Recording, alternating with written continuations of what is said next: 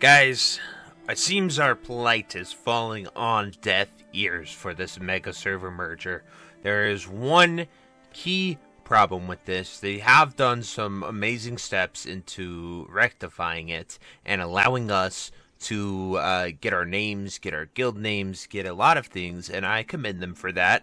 But there's one glaring issue, and that issue is the fact that we cannot transfer our guilds. Blizzard is remaining silent on it, and their silence speaks volumes because this is literally the only complaint. So that, on top of them locking the RP server, Bloodsail Buccaneers, the RP people should have a home. Just literally unlock Bloodsail Buccaneers and enable guild transfers. You do that, I think everyone will be largely happy in accepting this. You failed to do that, and you are going to somehow manage to piss off all three groups of people that play this game. You are pissing off the PvE players, the PvP players, and the RP players, and honestly, in all of Classic WoW, I haven't seen you guys able to achieve such an incredible feat. Like, it is truly baffling. If you keep the server going as you plan to go with locking Bloodsail, as well as not having guild transfers, you are straight up going to make everybody mad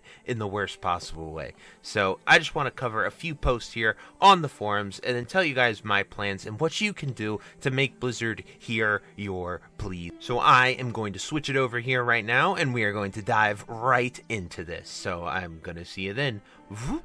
So here's a post on the forums that I truly think covers mostly everything that we want to talk about and discuss, and really just sums up all the gripes that most people have. It says, "Wow, I got my hopes up reading this post. I thought that we were actually being heard, but in reality, the only thing they heard from us is that we're upset about guild and toon name availability. If you aren't on Pagel, sucks to be you, I guess. Unless you are a player that doesn't care about your guild progress, paying a year sub for several years to get this slap in the face 2 days in a row. All that time we worked to get our guild achievements and perks and cute heirlooms and bank tabs, but we should be thankful to do it all again because it's free of charge. For the second, third time, people in my small community leveled toons of different races and classes so that we could earn our bank tabs. They played so much and have so many toons. These toons they leveled literally got deleted by them because they didn't have a use for them outside of getting the guild bank tab.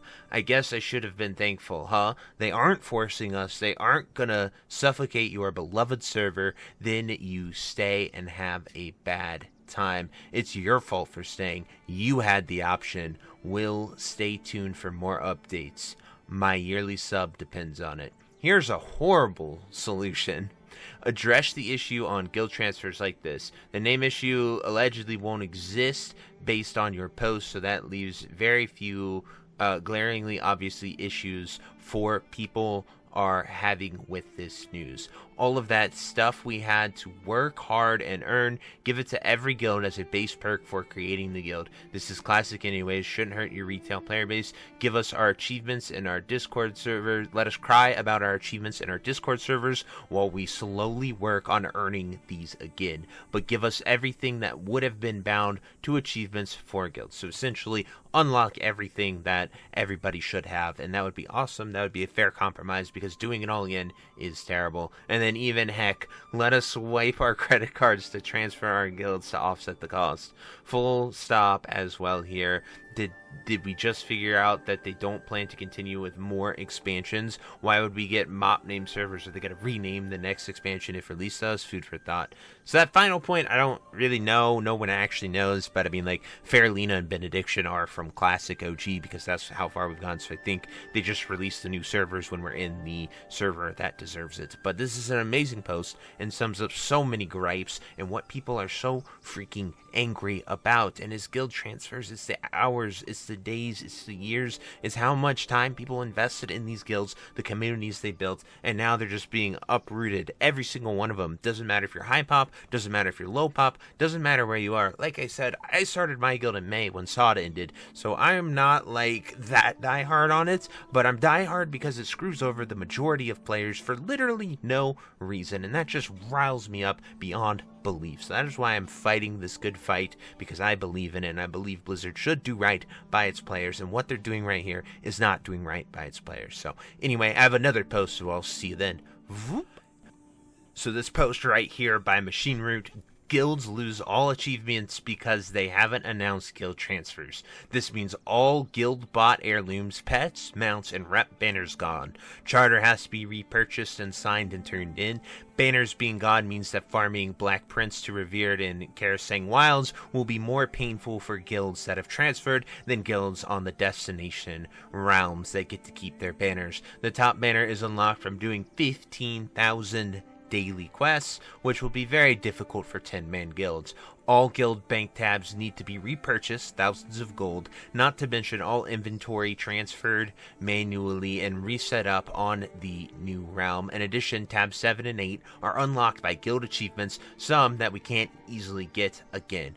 Our guild has transferred twice so far. First time was voluntarily.